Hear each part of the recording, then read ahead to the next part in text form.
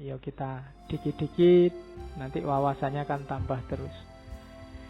Dan semoga pengetahuannya tidak cuma dimengerti tapi disadari.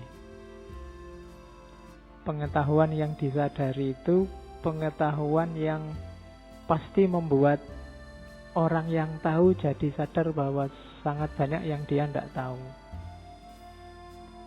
Ini bukan retorika, tapi memang harusnya begitu. Orang itu ketika tahu sesuatu, kalau pengetahuannya ini serius, dia akan sadar bahwa sangat banyak yang dia tidak tahu dibandingkan ketika dia belum tahu. Misalnya kalian punya teman cowok sama cewek, kalian tidak tahu kalau dua orang ini sudah pacaran. Itu kan nggak banyak pertanyaan, nggak banyak yang kalian ingin tahu. Tapi begitu ngerti, loh ternyata pacaran toh. Begitu kamu tahu mereka pacaran, pertanyaannya kan jadi banyak. Kapan nembaknya? Sejak kapan mulai seneng? Kemudian kayak gimana gaya pacarannya, kok aku selama ini ndak tahu. Banyak sekali pertanyaan. Begitu kamu tahu, sekarang kamu sadar banyak sekali yang kamu tidak tahu. Tapi sebelumnya ketika kalian nggak tahu, ya nggak ada pertanyaan apa-apa. Maka kalau ada pepatah yang kayak ilmu padi itu, semakin tahu semakin merunduk, itu bukan disengaja merunduk. Karena memang otomatis begitu kamu tahu, semakin banyak yang kamu nggak tahu. Ya kayak tentang temanmu yang pacaran tadi. Begitu kamu tahu kalau dia pacaran, pertanyaanmu jadi banyak.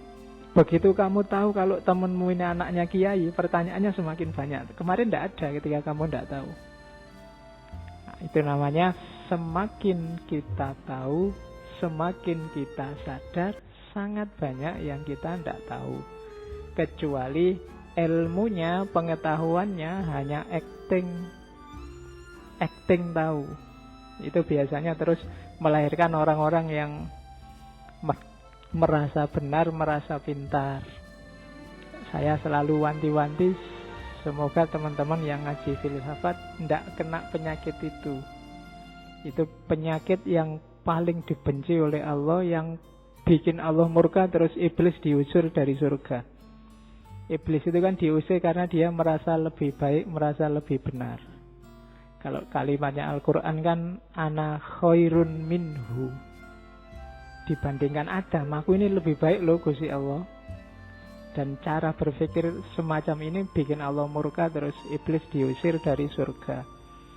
Maka sesurga apapun dirimu, mungkin sudah punya jatah kapling di sana, kalau cara berpikirmu ana khairun minhu, bisa-bisa Allah murka. Kaplingmu di cancel nanti di surga, kamu dikeluarkan dari surga. Maka hati-hati ya. Sekarang banyak orang yang tidak sadar begitu. Aku lebih benar darinya, aku lebih baik darinya. Ana khairun minhu. Maka hati-hati.